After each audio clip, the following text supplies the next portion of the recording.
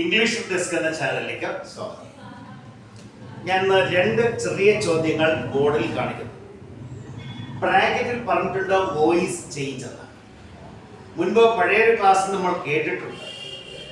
എങ്കിൽ നമ്മുടെ ക്ലാസ്സുകൾ ഒന്നുകൂടി പുതുക്കിക്കൊണ്ടുവരിക എന്നത് വിദ്യാർത്ഥികൾക്ക് വളരെ ഉപയോഗപ്രദമാകും. നമുക്ക് ഈ ചോദ്യങ്ങൾ എങ്ങനെ നമുക്ക് വോയിസ് ചേഞ്ച് ചെയ്യാം എന്ന് പരിശോധിക്കാം. വരും. Sanu place cricket. ഇവിടെ ഈ സെന്റൻസിന്റെ ടെൻസ് നമ്മൾ ആദ്യം മനസ്സിലാക്കുക. സെന്റൻസിന്റെ ടെൻസ് മനസ്സിലാക്കുന്നതിന് വെർബ് ഏതാണെന്ന് മനസ്സിലാക്കുക. ഇവിടെ ഈ സെന്റൻസിലെ വെർബ് എന്ന് പറയുന്നത് പ്ലേസ് ആണ്. പ്ലേ എന്നും പ്ലേസ് എന്നും പറഞ്ഞു കഴിഞ്ഞാൽ ആ സെന്റൻസ് പ്രസന്റ് സിമ്പിൾ ആണെന്ന് മനസ്സിലാക്കുക. പ്രസന്റ് സിമ്പിളിലാണ് ഒരു സെന്റൻസ് കിടന്നാൽ അതിനെ പ്രസന്റ് സിമ്പിളിൽ തന്നെ വോയിസ് ചേഞ്ച് ചെയ്യണം. അത് എങ്ങനെ വോയിസ് ചേഞ്ച് ചെയ്യണമെന്ന് മനസ്സിലാക്കാൻ, എന്തൊക്കെയാണ് ഉപയോഗിക്കേണ്ടത് മനസ്സിലാക്കാൻ ഇനി പറയുന്ന കാര്യങ്ങൾ ശ്രദ്ധിക്കുക. ഇവിടെ ഈ വെർബ് പ്രസന്റ് സിമ്പിൾ ആയതുകൊണ്ട് നമ്മൾ വോയിസ് ചേഞ്ച് ചെയ്യുന്ന അവസരത്തിൽ ബി എന്ന് പറയുന്ന വെർബുകളെ കുറിച്ച് നിങ്ങൾ കേട്ടത്, അതിന്റെ ഫാമിലിയെ കുറിച്ച് കേട്ടത്, ബി ഫാമിലി. ആ ബി ഫാമിലിക്ക് അകത്ത് വരുന്ന പ്രസന്റ് രൂപങ്ങളാണ് ഈസ്, ആം, ആർ. ഇവ ഏതെങ്കിലും ഒരെണ്ണം ഇവിടെ നമ്മൾ ഉപയോഗിക്കേണ്ടതായിട്ട് വരും. നമുക്ക് ഇതിന്റെ ആൻസറിലേക്ക് ആദ്യം കിടക്കാം. ഈ സെന്റൻസിന്റെ ഓബ്ജക്റ്റ് ആണ് ആദ്യം വോയിസ് ചേഞ്ച് ചെയ്യുമ്പോൾ വരേണ്ടത്. ഇതിന്റെ ഓബ്ജക്റ്റ് എന്ന് പറയുന്നത് ക്രിക്കറ്റ് ആണ്. കളിച്ചു, എന്ത് കളിച്ചു എന്ന് ചോദിച്ചാൽ എന്ത് കളിച്ചു എന്ന് പറഞ്ഞു തരുന്നതാണ് അവിടുത്തെ ഓബ്ജക്റ്റ്.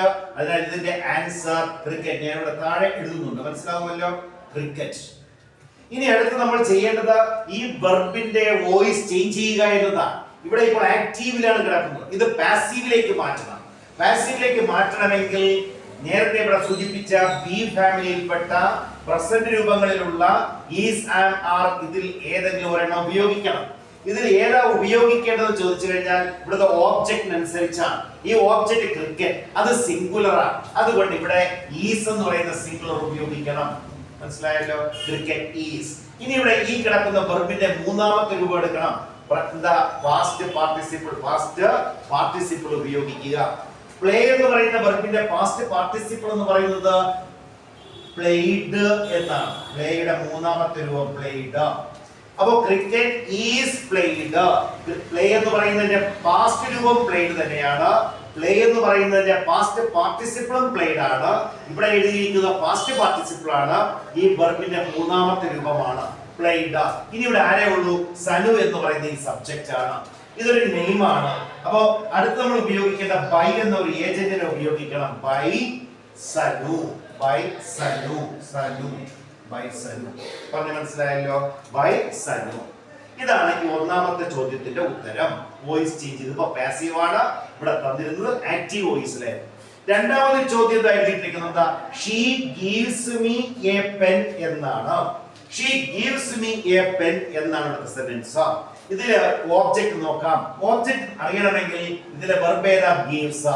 ആ ഗീവ്സ് എന്ന വെർബിന്റെ ടെൻസ് എന്താ? ഇപ്പൊ പരിചയപ്പെട്ടതുപോലെ തന്നെ ഇത് എന്ത് തന്നെയാണ്? Simple present. അപ്പോൾ ഗീവ്സ് സിമ്പിൾ പ്രസന്റ് ആയതുകൊണ്ട് ഈസ്, ആം, ആർ ഇതിൽ ഏതെങ്കിലും ഒരെണ്ണം വെർബിന്റെ തേർഡ് ഫോമിനോടൊപ്പം ഉപയോഗിക്കണം. ഇവിടെ ഗീവ്സ് മീ, എനിക്ക് നൽകി. ഇവിടെ രണ്ട് ഓബ്ജക്റ്റ് ഉണ്ട്. മീ എന്ന് പറയുന്ന ഒരു ഓബ്ജക്റ്റ്, എ പെൻ എന്ന് പറയുന്ന വേറൊരു ഓബ്ജക്റ്റ്. ഞാൻ ഇവിടെ ഇപ്പൊ നിങ്ങൾക്ക് പരിചയപ്പെടുത്താൻ പോകുന്നത് ഈ മീ എന്ന് പറയുന്ന ഓബ്ജക്റ്റിനെ നമുക്ക് ഇവിടെ തുടങ്ങാം. മീ എന്ന് പറയുന്ന ഓബ്ജക്റ്റ് എന്നത് ഐ എന്ന സബ്ജക്റ്റിന്റെ ഒരു രൂപമാണ്. അതിനാൽ മീ എന്ന ഓബ്ജക്റ്റിൽ ആൻസർ തുടങ്ങുമ്പോൾ ഇവിടെ നമ്മൾ ഐ എന്ന് ഉപയോഗിച്ച് തുടങ്ങണം. ഐ എന്നാണ് ഈ മീ എന്ന ഓബ്ജക്റ്റ് ചേഞ്ച് ചെയ്തത്. ഇപ്പോൾ ഇവിടെ ഐ ആയിട്ട് മാറി. ഐ ഉപയോഗിച്ചത് കൊണ്ടും ഇവിടുത്തെ വെർബ് പ്രസന്റ് സിമ്പിൾ ആയതുകൊണ്ടും അതിന്റെ കൂടെ ഉപയോഗിക്കേണ്ടുന്ന ഓക്സിലറി വെർബ് ആം എന്നാണ്. I am. നേരത്തെ ക്രിക്കറ്റ് ഈസ് എന്ന് ഉപയോഗിച്ചതുപോലെ ഐ ആം. ഇനി ഇവിടെ എന്താ? വെർബ് ഗീവ് എന്നാണ്. ഗീവ് എന്ന് പറയുന്ന വെർബിന്റെ പാസ്റ്റ് എന്താ? ഗേവ് എന്നാണ്. ആ ഗീവ് എന്ന് പറയുന്ന വെർബിന്റെ പാസ്റ്റ് പാർട്ടിസിപ്പിൾ എന്താ? ഗിവൺ എന്നാണ്. ഇവിടെ എഴുതേണ്ടത് എന്താണ്? ഗിവൺ. പാസ്റ്റ് പാർട്ടിസിപ്പിൾ ആണ് എഴുതേണ്ടത്. I am given. എനിക്ക് നൽകപ്പെട്ടു. എന്താ നൽകിയത്? A pen. I am given a pen. ആരാ നൽകിയത്? ഷീ, അവൾ. ഇവിടെ ബൈ ചേർത്തിട്ട് ഷീയുടെ ഓബ്ജക്റ്റീവ് രൂപമായ ഹർ ഉപയോഗിക്കണം. അപ്പോ I am given a pen by her. ഇനി നമുക്കിവിടെ എ പെന്നിലും ആരംഭിക്കാം. എ പെന്നിൽ ആരംഭിച്ചാൽ എങ്ങനെ എഴുതണം? എ പെൻ, അത് മറ്റൊരു ഓബ്ജക്റ്റ് ആണ്. എ പെൻ, എ പെൻ എങ്കിൽ ഇവിടെ നമ്മൾ എഴുതുന്ന ഈസ്. A pen is. അടുത്ത വെർബിന്റെ മൂന്നാമത്തെ രൂപം ഗിവൺ, ഗിവൺ. അടുത്ത ഇവിടെ മീ അതുപോലെ ഉപയോഗിക്കും. ഗിവൺ മീ എന്താ? Given me. A pen is given me ആരാ? By her. ഇതാണ് മറ്റൊരു തരത്തിലുള്ള ഒരു ആൻസർ. അപ്പോൾ ഇതിന് രണ്ട് ആൻസർ ഉണ്ട്. ഒരെണ്ണം ഡയറക്റ്റ് ഓബ്ജക്റ്റ്, മറ്റൊരെണ്ണം ഇൻഡയറക്റ്റ് ഓബ്ജക്റ്റ് എന്നാണ്. അങ്ങനെ രണ്ട് ഓബ്ജക്റ്റുകൾ ഉപയോഗിച്ചു. ഇവിടെ മീ എന്ന് പറയുന്ന ഇൻഡയറക്റ്റ് ഓബ്ജക്റ്റ് ആണ്, എ പെൻ എന്ന് പറയുന്നത് ഡയറക്റ്റ് ഓബ്ജക്റ്റ് ആണ്. ഇങ്ങനെ സെന്റൻസുകളിൽ രണ്ട് ഓബ്ജക്റ്റുകൾ വരാം. ഏത് ഓബ്ജക്റ്റിലാണോ വരുന്നു ആ ഓബ്ജക്റ്റ് ഉപയോഗിച്ച് നമുക്ക് ആൻസർ ചെയ്യാം. വോയിസ് ചേഞ്ച് ചെയ്യുക വളരെ എളുപ്പമാണ്. ഇതിപ്പോ പ്രസന്റിന്റെ കാര്യം മാത്രമേ പറഞ്ഞിട്ടുള്ളൂ. അടുത്ത ക്ലാസ്സിൽ നമുക്ക് ഇതിന്റെ അടുത്ത രൂപം പഠിക്കാം. എല്ലാവരും ഇംഗ്ലീഷ് ഡെസ്ക് എന്ന ചാനൽ ഷെയർ ചെയ്യുകയും സബ്സ്ക്രൈബ് ചെയ്യുകയും ലൈക്സ് രേഖപ്പെടുത്തുകയും കമന്റ് രേഖപ്പെടുത്തുകയും ചെയ്യണം എന്ന അഭ്യർത്ഥനയോടെ ഈ ക്ലാസ് എല്ലാവരും കാണുകയും കേൾക്കുകയും ചെയ്യുക. എല്ലാവർക്കും ശുഭദിനം നേരുന്നു.